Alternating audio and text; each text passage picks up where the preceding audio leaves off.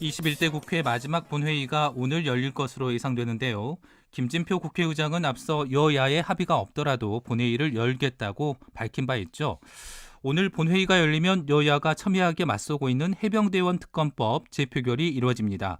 재표결 결과가 어떻게 될지 또 당원권 강화를 등을 놓고 의견이 분분한 민주당 내 분위기는 어떤지 궁금합니다. 최용선 더불어혁신정책연구원장 연결해서 자세한 이야기 나눠보겠습니다. 안녕하십니까? 네, 안녕하세요. 네, 오늘 그 21대 국회 마지막 본회의가 열릴 것으로 예상이 되는데요. 먼저 해병대원 특검법 재표결 결과 어떻게 예상하세요? 네, 지금 뭐 오전에 그 김진표 국회의장 중재로 그 박찬대 원내대표와 추경호 원내대표 간에 회동이 다시 한번 있을 예정입니다. 네, 2시에 본회의가 예정돼 있기 때문에 그 전에 여야 합의 처리를 이제 추진하려고 하고 있는데요. 어차피 재의결을 하려면 재적 의원 중에 절반 이상이 출석을 하고 출석 의원 중에 3분의 2 이상이 동의가 필요하기 때문에 네, 네. 굉장히 좀 쉽지는 않아 보이는데 어쨌든 마지막까지 여야가 표대결을 하기 위한 어쨌든 표단속을 하고 있는 상황입니다. 네. 말씀하신 것처럼 어제 이제 국민의힘 비례대표인 김근태 의원인가요? 본인이 이제 특검법안에 본인은 찬성한다라는 입장을 공개적으로 밝혔는데요. 이런 그 여당의 움직임에 대해서는 어떻게 보십니까? 지금 이번 그 총선에서 그 낙마하거나 출마를 하지 않았던 국민의힘 의원이 한 58명 정도가 됩니다. 그래서 이 58명 중에 이타표가 과연 몇 명이 나올 것이냐가 굉장히 중요한 상황인데요.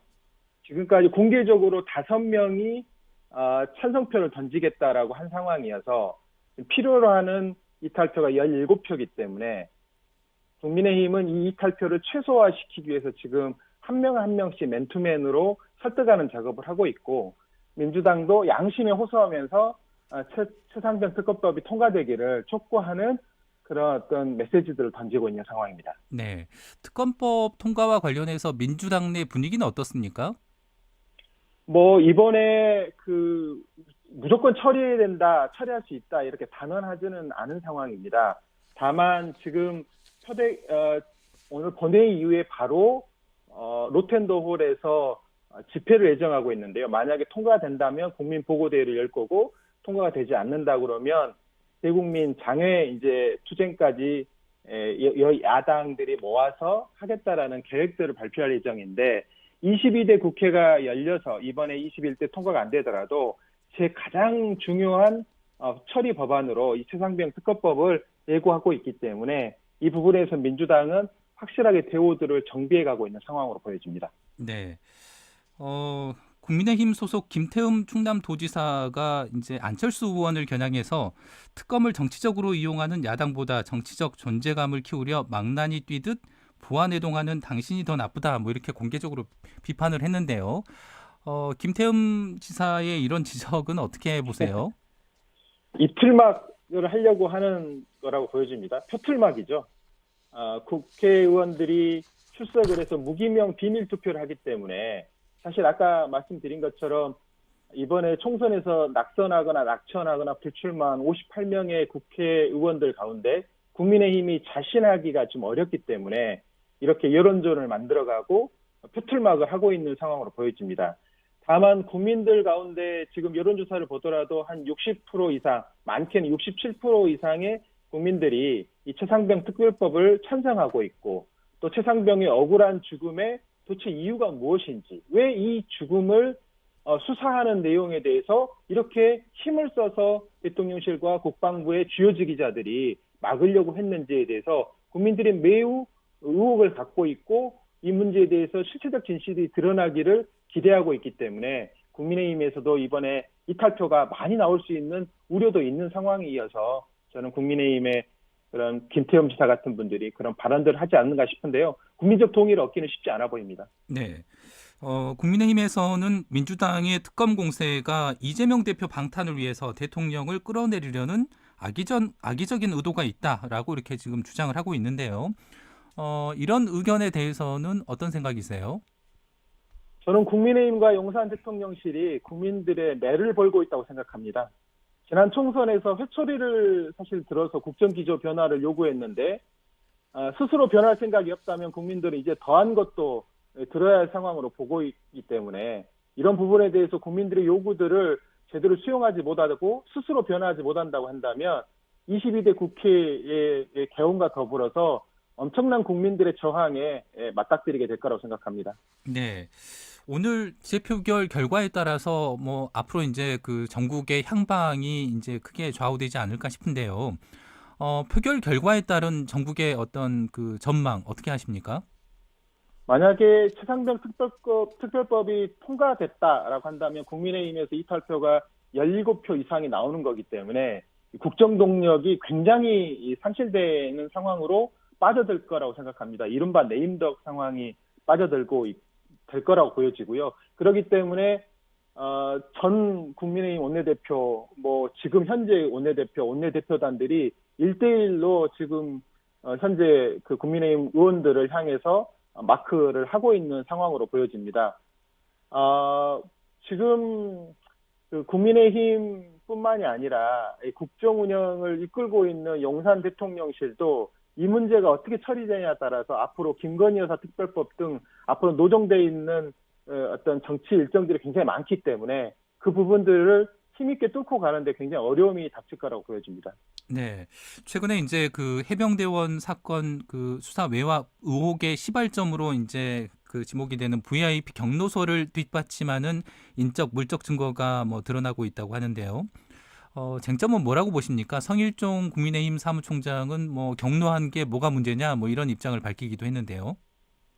경로를 한 이후에 그 과정에 수사하는 과정에 어떻게 어떤 지시를 내렸느냐가 굉장히 중요할 거로 보여집니다. 그 지시에 따라서 대통령실의 국가안보실 2차장, 국방비서관, 그리고 공직기강 비서관들이 전방위적으로 해병대 사령관과 해병대 수사단장에게 외압을 행사를 하고 국방부 장관과 국방부 법무관리관이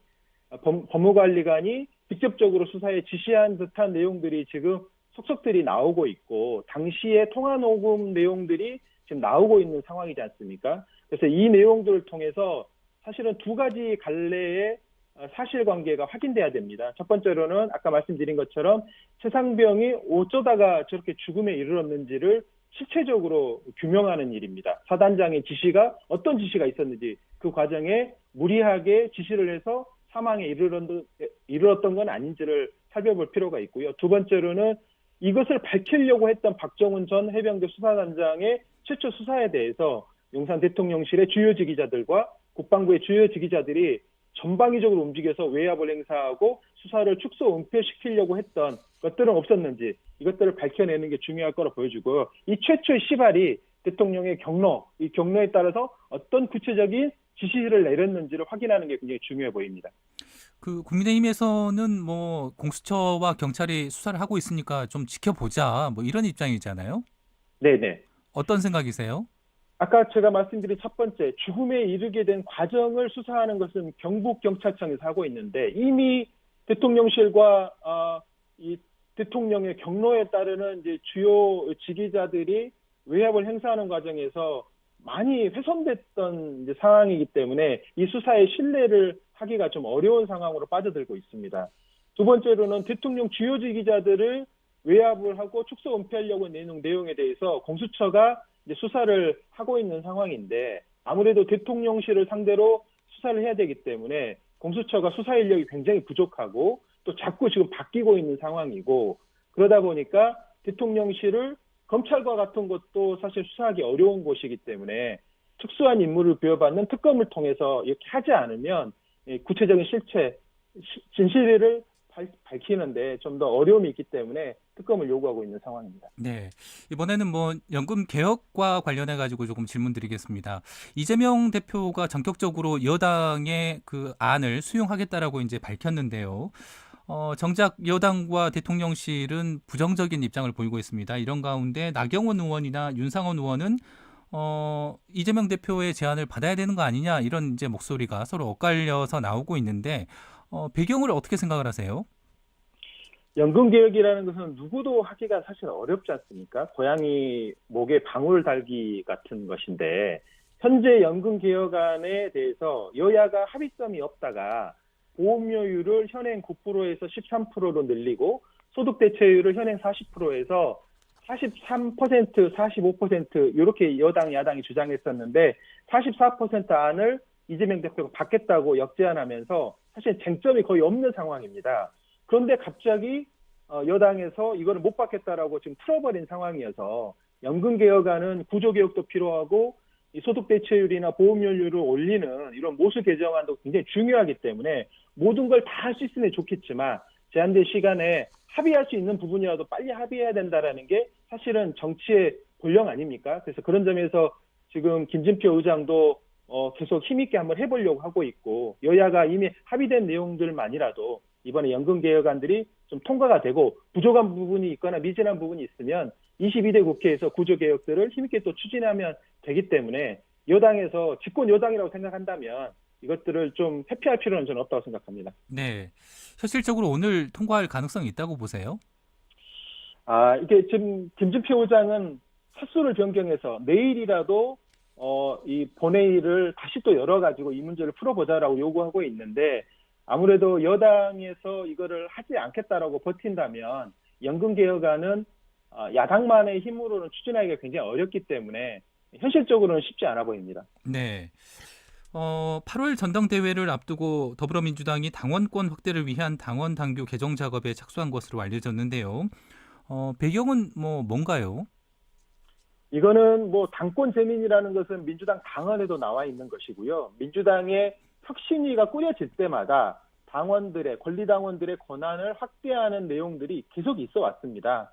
그리고 지난해 12월 달에 전당원 투표와 중앙위원회 의결을 통해서 당대표 선출할 시에 권리당원들의 표를 어떻게 보면 등가성을 확대하는 방법들이 작년에 이제 통과가 됐고 이제 올해 또 전당대회를 앞두고 있기 때문에 이거를 당대표뿐만이 아니라 시도당 위원장을 선출하는 과정에도 현재 중앙위원 대의원들이 50%, 권리당원 50% 이렇게 돼 있는데 광주시당만 하더라도 중앙당 대의원이 한 500명 정도 되거든요. 권리당원들이 11만 명이고 그렇게 해서 50대 50을 해버리면 중앙대의원의 500명의 표와 권리당원 11만 명의 표가 동일한 표로 지금 비춰지는 과정이 이게 불합리하다라는 당원들의 요구가 과거에 계속 있어 왔습니다. 그래서 이런 부분들을 이번에 손보려고 하는 것이고요. 또 하나는 이제 시도당 위원장들이 지방선거에서 막대한 권한을 행사하는데 이 사람들을 뽑는 과정이 국회의원들이 짬짬이에서 합의 추대하는 방식으로 계속 있어 왔기 때문에 이런 부분들을 이번에 좀 손을 봐서 경쟁을 통해서 선출이 되는 구조를 만들려고 하고 있는 것입니다. 네. 국회의장 후보와 원내대표 선출이 강성 당원들에 의해서 좌지우지될 수 있다고 이제 우려를 표명한 우상호 의원에 대해서 양문석 당선인이 마시간 기득권, 마시간 586 이렇게 강도 높은 비판을 했지 않습니까? 이런 네. 설전은 어떻게 봐야 되나요? 표현은 정말 과도한 것 같고요. 충분한 토론과 토의를 통해서 결정한 문제이지 다양한 의견을 하나하나 감정적으로 딱지붙이게 하거나 폄훼할 필요는 없다고 보입니다. 다만 민주당을 대표하는 선출직 후보자를 추천하는 과정에 당원들의 의사를 일정 부분 반영해야 한다는 목소리는 과거부터 쭉 있어 왔고 지금은 이제 때가 무르익었다라고 생각하는 분도 많기 때문에 저는 일정 비율 어느 부분까지 반영할 것인지를 저는 충분히 토론을 통해서 논의할 수 있을 거라고 생각합니다. 네.